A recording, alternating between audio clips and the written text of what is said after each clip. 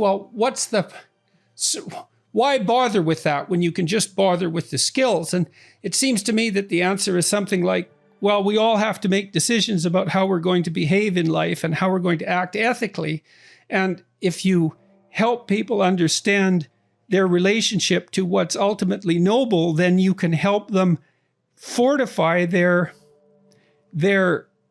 resolution to do good in the world instead of to do harm. It seems to me to be, I mean, I think we're always deciding with every decision that we make whether we're going to do good or do harm by action or by inaction. And whether we should do good or harm or nothing at all, I think depends to some degree on who we think we are and what we're capable of. And it seems to me that the humanities, when they're properly taught, are the study of who we could be, each of us as individuals. And we need to know that, because otherwise we'll be much less than we are. And that's not a trivial problem. It's a cataclysmic problem. I did a talk at Harvard 4 years ago, and I pointed out two things to the students in the audience. One was that a tremendous amount of civilization and effort had gone into producing the institution that they were now part of, and that everyone who was part of that institution was hoping that they would come there and learn everything they possibly could that was relevant and important, and that they would be the best possible people they could be, and they would go out in the world and do as much good as they possibly could. That was the essential mission of the enterprise. And that was really the case.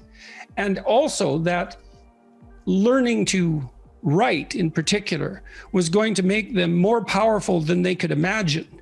And number of students came up to me afterwards and said, I really wish someone would have said that to us when we first came here. If you were going to recommend to a young person what they should study to prepare to be a psychological researcher, a clinical psychological researcher of your type, what should they do at the bachelor's level, let's say? What's the right preparation? And then let's walk through the process: bachelor, master's, PhD, postdoc, because people don't know that. And so what do you look for in a student if you're looking for a master's level student? What should have they done in their bachelor's degree? I guess they have to be passionate and at the same time ready to work very hard to clarify how you go about understanding what you want to understand.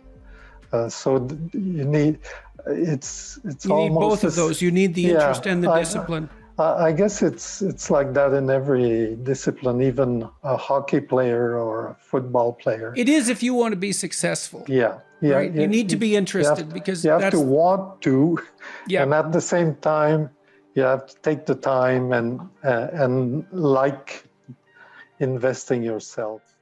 So is it fair to say that you taught yourself to read and you got your GED equivalent? You did that in 1 year, and so you were ready to go to university at the age of... How in the world did you do that? How much time were you spending every day studying?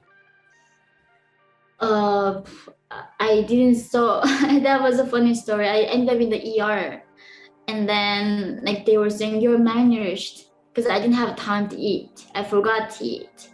So even when I was sleeping, I would turn on the a TED Talks or NPR so I can listen. My brain still kept working. And even when I was sleeping, I would put the books behind my pillow so the knowledge would go into me. I was obsessed. I was crazy. You were obsessed with... Yeah, I was completely obsessed with learning. So you're completely obsessed with studying to the point where you're not even eating. And we should also just stress here, it is definitely the case that the education process is unbelievably competitive in South Korea, as you've already pointed out, far and above what young people in North America can imagine, or in Europe for that matter. And so you were facing very, very heavy competition. So, but you got obsessed to the point where you weren't even eating. That's amazing, because I would have thought that you would have been more motivated to eat after what you'd been through than virtually, but you were hungrier for knowledge than for food, and you had been starved of both. Exactly. I was working at this I don't know, something called Daiso. It's like a $1 store in South Korea, the Japanese branch. So I was working there as a part-time job, and I was a minor. So my mom had to give the authorization that she would let me work. And then I was working this wedding halls, like serving food as a waitress. So I was working, and then my mom was also doing the dishes and helping me. And I was living in these rooms in Seoul because I was studying where underground, I didn't even have a window. And I still remember those times. I was so happy because I had a goal. Like I was, like this tiny room where you can just stretch your feet like barely. I'm like 5'2", I'm tiny. In that room, I was like living there. All I had was books with me and dream. Yeah, well, a room full of books isn't small. Exactly. It was large. Yeah. Right. Absolutely.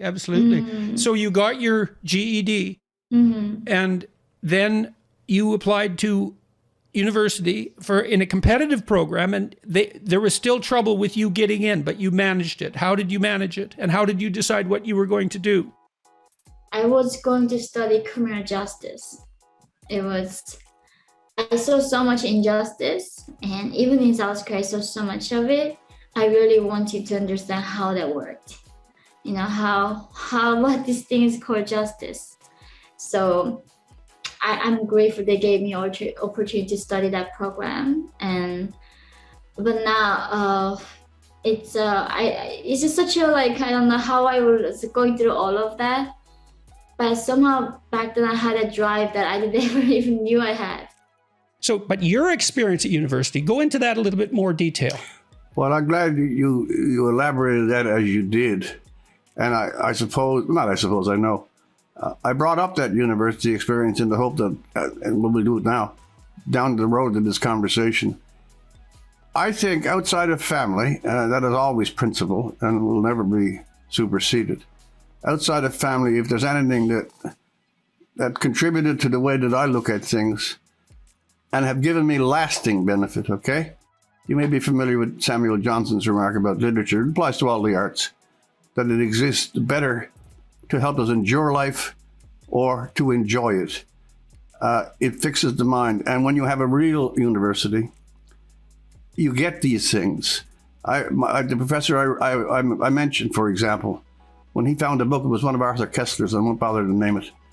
He actually walked to my house on a Saturday afternoon. I was just a kid and in awe of him. But he came to the little the student house and wanted me to have this book for a week so I could read. I mean, this kind of almost genuflection to the emergent